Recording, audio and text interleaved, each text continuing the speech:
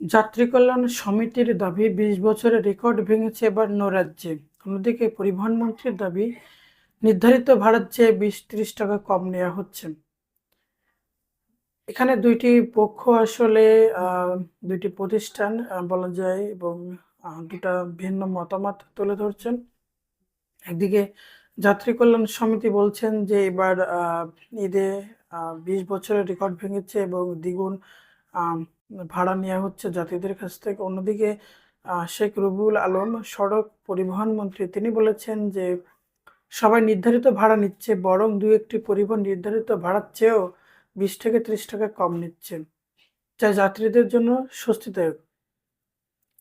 তো এটা আসলে বাস্তবিক কথা যে যে অনেক সময় দেখা যাচ্ছে যে যাত্রীদের কাছ থেকে বেশি নিচ্ছে, এমনই অভিযোগ পাওয়া যাচ্ছে।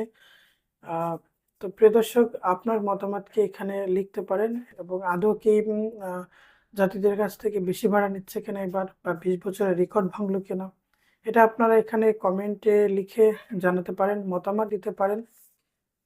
এবং পাল্টাপাল্টি অভিযোগ আসলে আসছে যে এবারই আসলে 20 বছরের রেকর্ড ভাঙলো। অন্যদিকে মন্ত্রীর কথা কোনটা আসলে যুক্তিযুক্ত, এটা আপনারা কমেন্টের মাধ্যমে এখানে তুলে ধরতে পারেন।